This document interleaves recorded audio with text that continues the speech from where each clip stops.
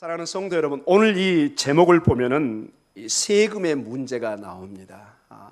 정말 중요한 문제고 언뜻 또 이 세금의 문제는 국가의 권위하고도 관련된 문제이기 때문에 나에게 크게 와닿지 않는, 그래서 은혜가 별로 안 되는 주제가 아닌가 생각하지만, 여러분 현실적으로 세금은 누구나 다 적용되고 모든 백성은 세금을 피할 수가 없습니다. 그리고 국가 권력을 피해서 살 수 있는 어떠한 사람도 존재하지 않습니다. 우리는 다 세상에 어떤 나라와 어떤 권위를, 그 다음에 그 권위에 복종하는 가운데 보호를 받습니다. 얼마나 이 세금의 문제가 예민하고 중요한 문제인지, 제가 이 설교를 준비하다가 그 미국의 그 초대 건국의 아버지라고 불리는 이 벤자민 프랭클이 워낙 유명한 사람이라 그분의 그 내용을 잠깐 따왔습니다. 친구에게 이런 편지를 썼습니다. 이 세상에 확실한 것은 아무것도 없는데 확실한 게 한 가지, 딱 두 가지가 있다. 확실한 거, 세상에. 첫 번째는 뭘까요? 죽음이라는 것입니다. 누구나 죽는다. 그 다음에 뭘까요? 세금입니다. 2000년 전이나 지금이나 그 누구도 세금만큼은 피할 수가 없고, 확실한 것이 죽음의 문제와 세금의 문제는 확실하게 내가 말할 수 있다. 이렇게 친구에게 편지를 썼다고 합니다. 세금은 여러분 동서고금을 막론하고 반드시 내야 됩니다. 우리의 모든 삶이 세금과 연관되어 있는 것을 보게 됩니다.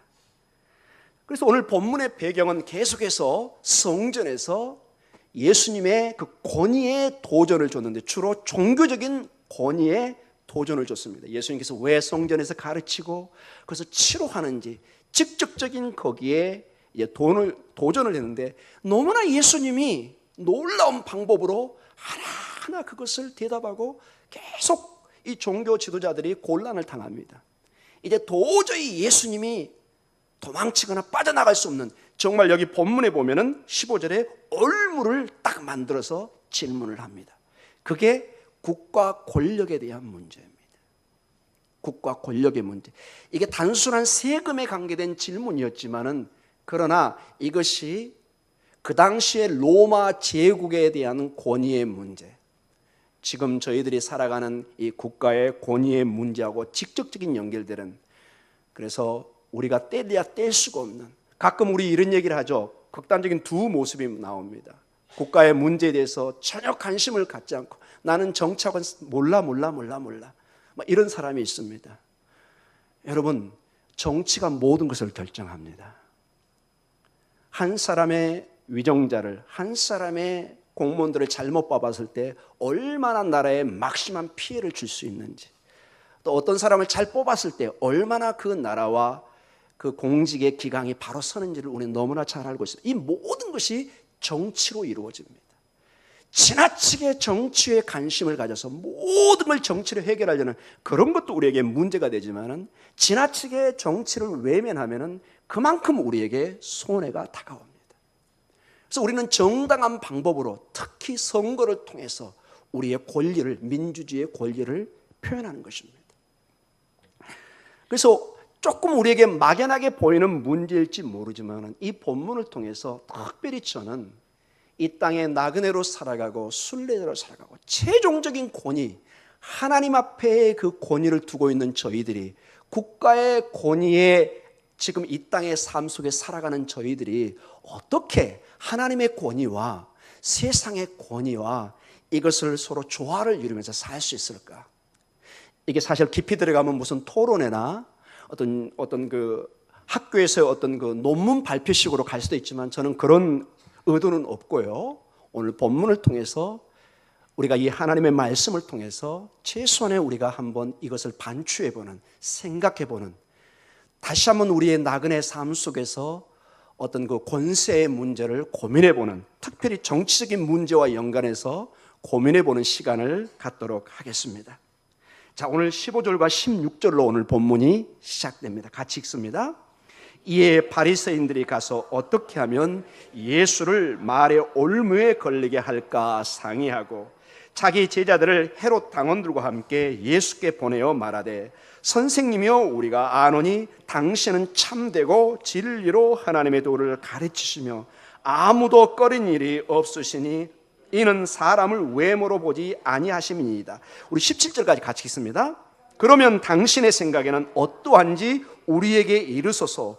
가이사에게 세금을 바치는 것이 옳으니까 옳지 아니하니까 하니. 자, 그냥 단순한 질문처럼 보이지만 오늘 이 배경을 보면 이게 올무, 마치 짐승을 잡을 때 덫을 놓듯이, 새를 잡기 위해서 올무를 놓듯이 예수님을 딱 잡기 위해서 이 질문을 가져왔다는 게 배경으로 깔려 있습니다. 자, 이 내용을 볼 때는 몇 가지 중요한 배경을 우리가 오늘 본문을 통해서 살펴봐야 됩니다. 먼저 누가 나오죠, 여러분? 15절과 16절에 두 부류의 종교 집단이 나옵니다. 먼저 15절에는 누가 나오죠? 바리새인들입니다. 바리새인들.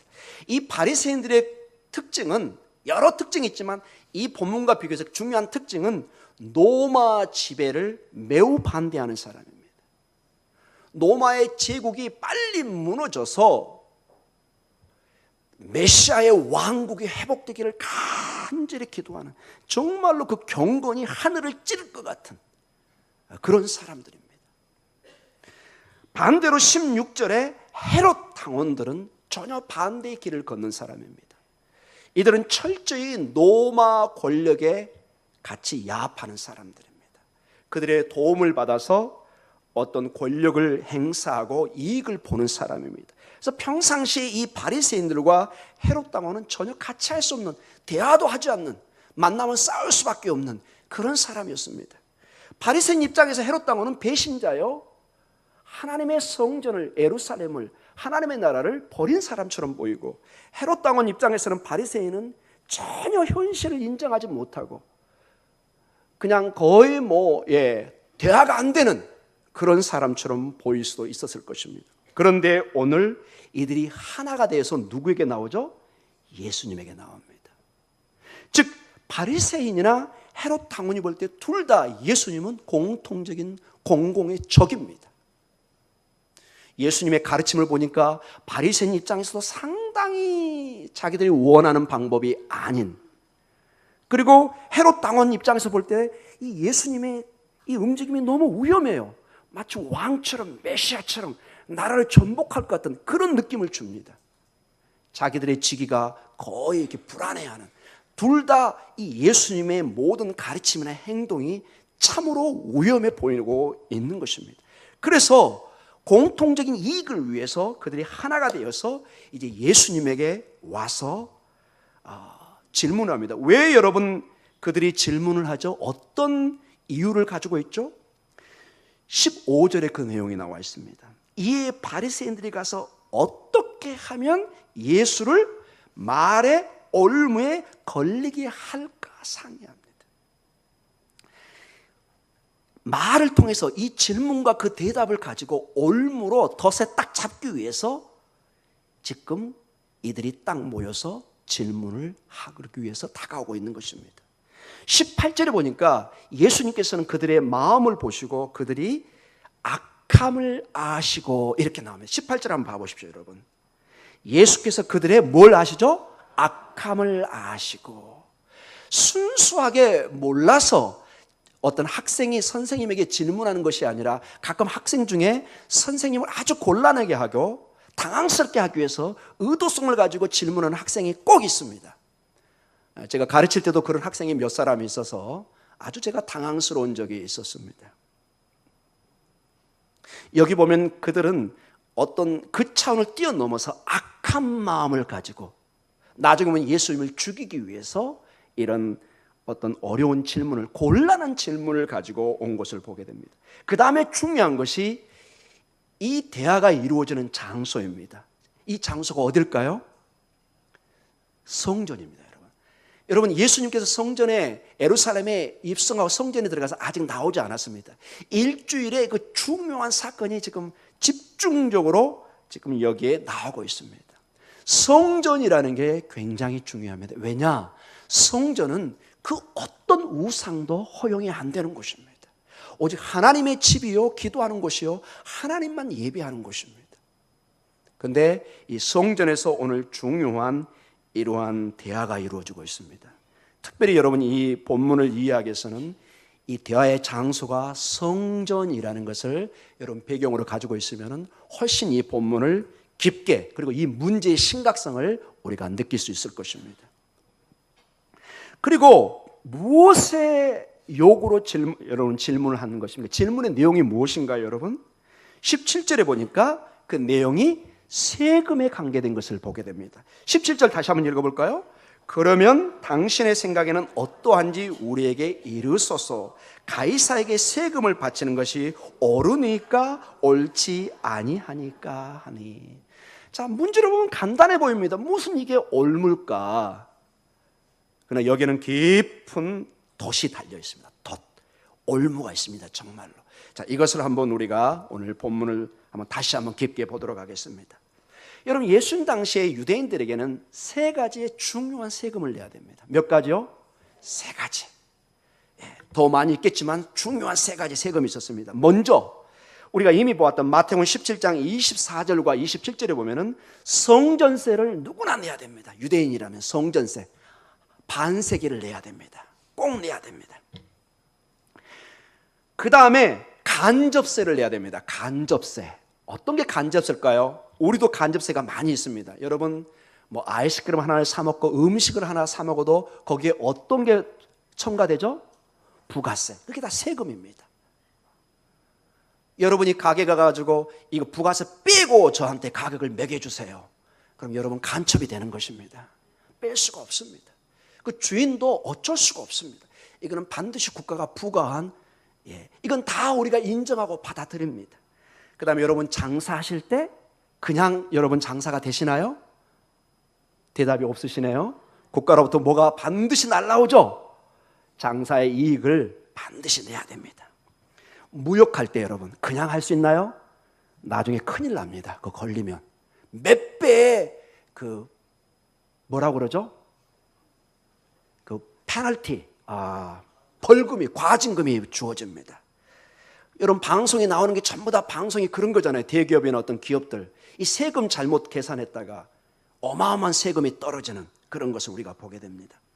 그 다음에 관세 같은 거, 국경을 통과할 때 내는 그런 돈들, 우리 여러분 공항 나가면은 여러분이 알든 모르든 반드시 관세를 내게 되어 있습니다. 이 모든 게 간접적으로 지불되는 돈들입니다. 그 외에도 많이 있겠죠. 그 다음에 직접세라는 것이 있습니다. 오늘 본문에 나오는 17절의 이 내용이 직접세입니다. 이걸 좀 더 전문적인 얘기라면 폴 텍스라는 건데 이게 인두세, 한마디로 머리세입니다. 이 직접세는 로마 제국에 속한 모든 지배국의 나라들은, 백성들은 반드시 로마 제국에 반드시 내야 됩니다. 이걸 안 내면 안 됩니다, 여러분.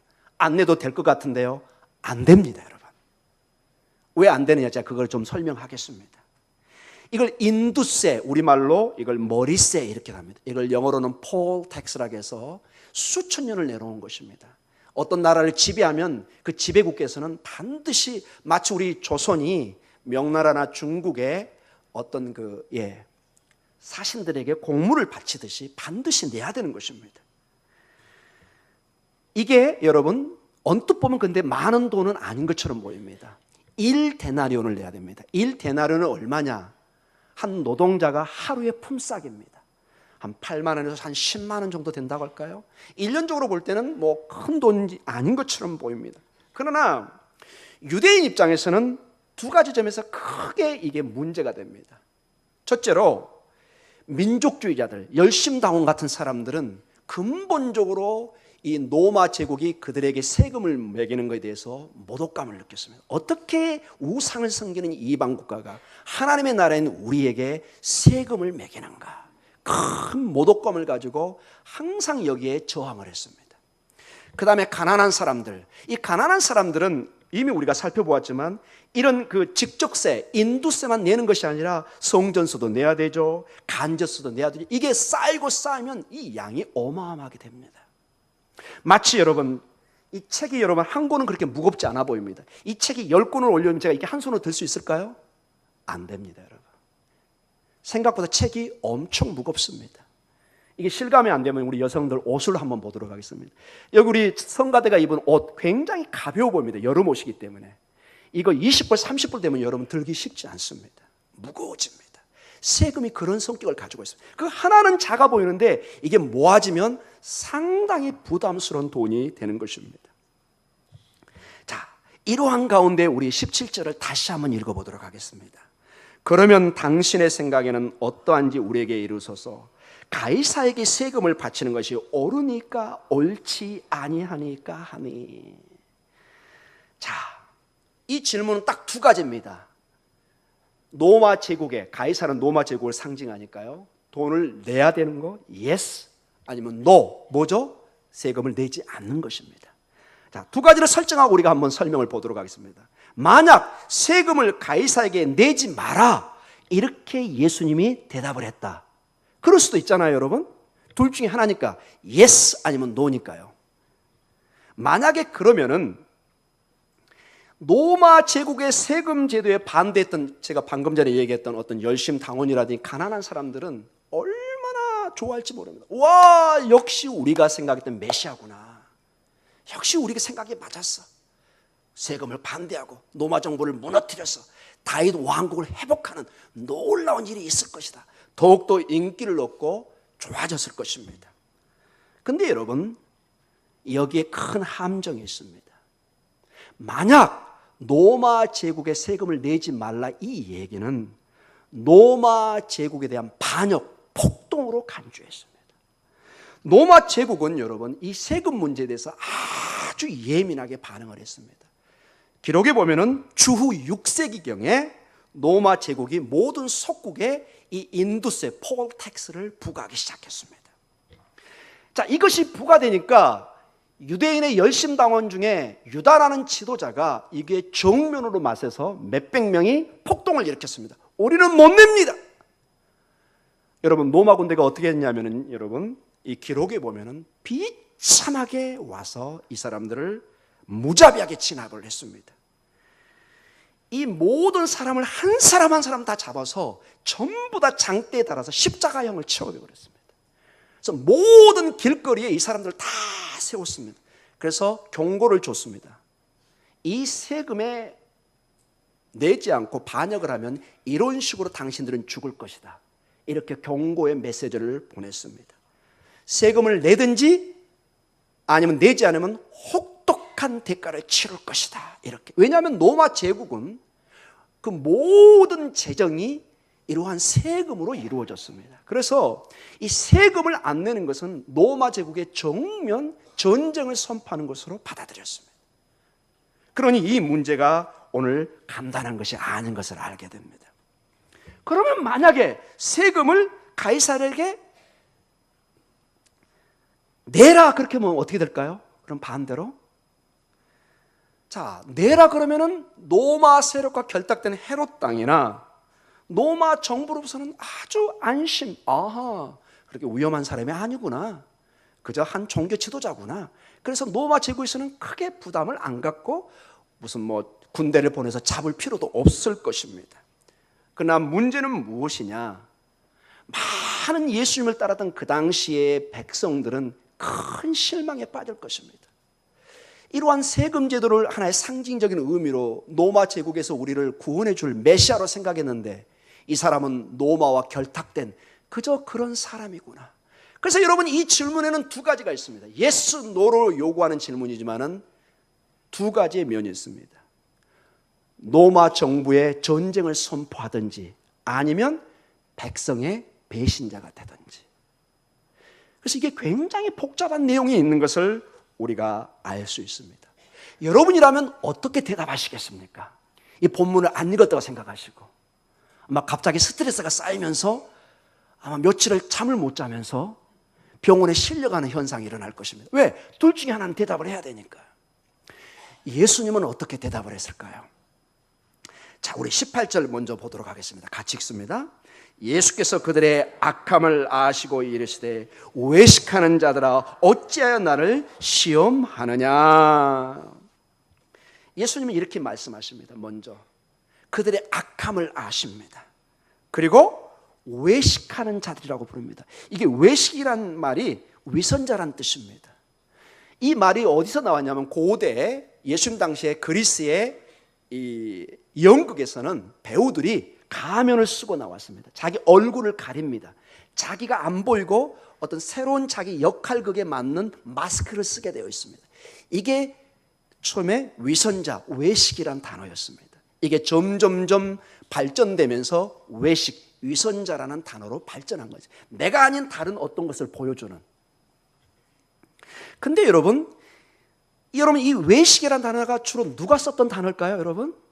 위선자라는 말을 종교 지도자들이 예수님을 보고 항상 비난했습니다. 너는 위선자야. 너는 거짓 선지자야. 네가 어떻게 여기서 가르치고 하나님을 신성 모독을 하냐? 네가 어떻게 하나님의 아들이라고 그러느냐? 네가 어떻게 메시아라고 그러느냐? 너는 위선자야. 이렇게 늘 얘기해 왔습니다. 그런데 오늘 예수님이 그들을 보고 너희는 외식하는 자들이다. 위선자라고 말씀하십니다. 왜 그랬을까요, 여러분? 왜 이 본문에서 이 단어가 나왔을까요? 우리 이 본문을 통해서 점점점 예수님의 질문을 좀 더 깊이 보도록 하겠습니다. 19절에서 21절까지의 오늘 설교의 핵심 내용으로 들어갑니다. 같이 읽습니다. 세금을 낼 돈을 내게 보이라 하시니 데나리온 하나를 가져왔거늘 예수께서 말씀하시되 이 형상과 이 글이 누구의 것이냐? 이르되 가이사의 것이니이다. 이에 이르시되 그런즉 가이사의 것은 가이사에게 하나님의 것은 하나님께 바치라 하시니. 아멘. 자, 19절에 세금을 낼 돈이 나오는데 이게 데나리온이 나옵니다. 근데 20절에 보니까 그 데나리온에 형상이 새겨져 있고 어떤 글귀가 새겨져 있습니다. 근데 그 형상이 21절에 보니까 가이사의 형상, 로마 황제의 형상인 것을 알게 됩니다. 자, 한번 여러분 추론을 해보세요. 지금 이 대화가 어디서 이루어지고 있어요? 성전에서. 여러분, 성전은 하나님만을 섬기고 이스라엘의 성전은 어떤 형상도 용납이 안 됩니다. 그 어떤 형상도. 이건 이미 출애굽기 20장에 어떤 형상도 만들지 말라고 얘기를 했습니다. 우리 한번 보죠. 출애굽기 20장 4절에서 5절의 말씀입니다. 같이 읽습니다. 너를 위하여 새긴 우상을 만들지 말고 또 위로 하늘에 있는 것이나 아래로 땅에 있는 것이나 땅 안에 물속에 있는 것에 어떤 형상도 만들지 말며 그것들에게 절하지 말며 그것들을 섬기지 말라. 나 내 하나님 여호와는 질투하는 하나님이신즉 나를 미워하는 자의 죄를 갚되 아버지로부터 아들에게로 3, 4대까지 이르게 하거니와. 계속 강조합니다. 우상을 새기지 말고 만들지 말고 절대로 거기에 절하지 말라고 얘기합니다. 하나님은 질투하는 하나님이요, 하나님은 정말 싫어한다는 것입니다. 그런데 여러분, 여기에 이제 문제가 뭐냐? 가만히 봐보세요, 여러분. 얼마나 재미있는 현상이 일어나는지 19절을 가만히 봐보세요. 같이 한번 읽어볼까요? 세금 낼 돈을 내게 보이라 하시니 데나리온 하나를 가져왔거늘. 자, 이 본문을 봐보세요. 예수님이 얘기합니다. 세금 낼 돈을 가져와 봐라. 예수님에겐 동전이 있어요, 없어요? 없는 거예요. 근데 누가 동전을 가지고 있어요? 이 바리새인이 가지고 온 거예요. 근데 그 가져온 동전이 어떤 동전이에요? 데나리온이에요. 근데 그 데나리온에는 뭐가 새겨져 있어요? 가이사라, 로마 황제의 형상이 그려져 있어요. 이건 성전에 있으면 돼요, 안 돼요? 안 되는 것입니다, 여러분. 안 되는 것이에요. 그토록 그냥 평상시 그냥 보통 여러분과 저 같으면 이게 용서가 될지 모르지만 그토록 스스로 경건한 척하고 하나님을 가장 예배하고 가장 잘한다는 그 대표적인 지도자인 그 바리새인들이 아이러니하게도 가장 역설적으로도 이 우상 돈을 가지고 있는 것입니다. 여러분, 이게 지금 19절의 내용입니다. 그러니 그들이 위선자요, 그들이 외식하는 자들이라고 부를 수밖에 없는 것입니다. 자, 이 데나리온을 한번 살펴보도록 하겠습니다. 잠깐. 20절에 보니까 예수께서 말씀하시되 이 형상과 이 글이 누구의 것이냐 이렇게 나와 있습니다. 이 데나리온에 형상이 있다는 것입니다. 이 형상은 가이사 로마 황제의 형상이 있습니다. 제가 오늘 가져오려다 가져오는 못했는데 지금 그게 고고학적으로 발굴이 되어 있습니다. 은으로 만든 것입니다. 거기에 로마 황제의 얼굴이 이렇게 새겨져 있고요. 앞면과 뒷면에 글이 있습니다. 앞면에는 이런 글이 있습니다.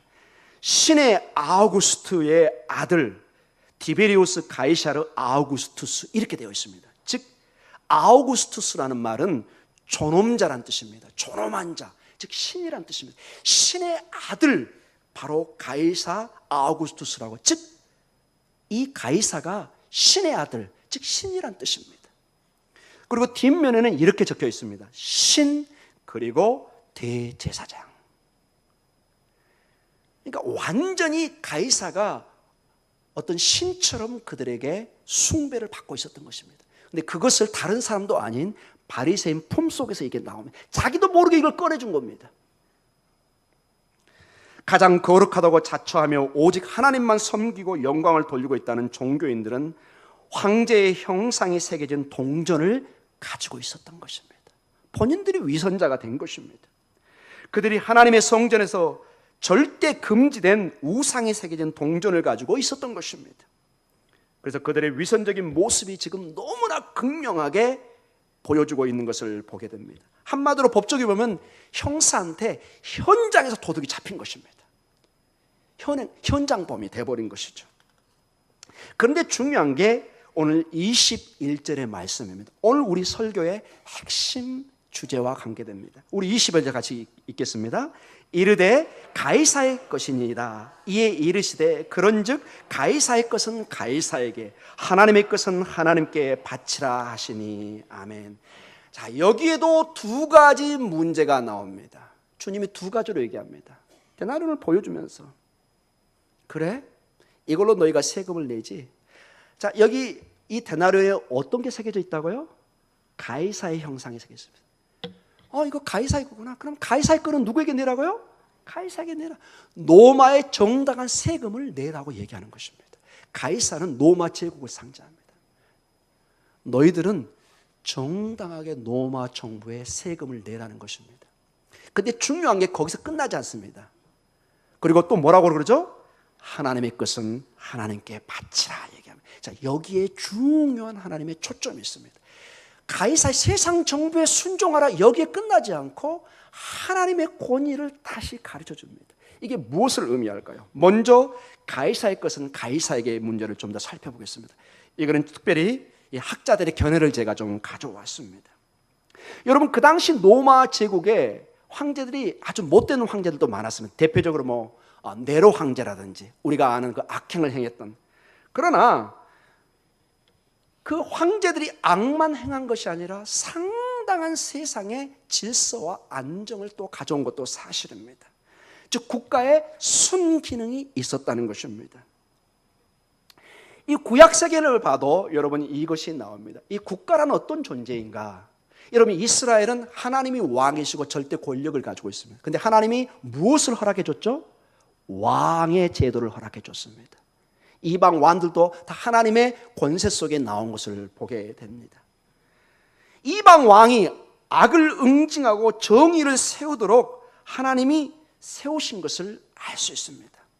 이 땅의 삶은 불안하기 때문에 국가라는 어떤 조직을 통해서 무질서, 여러분 법이 없는 세상은 가장 무서운 세상입니다. 주먹이 앞세고 모든 게 힘으로 좌지우지됩니다. 여러분 살 수 없습니다.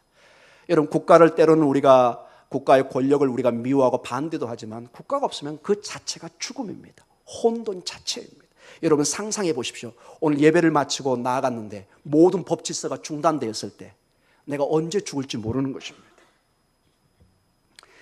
이러한 순기능, 어떤 국가의 안정과 정의를 세워갈 때는 하나님께서는 분명히 구약에서 얘기합니다. 왕의 권력에 순종하라.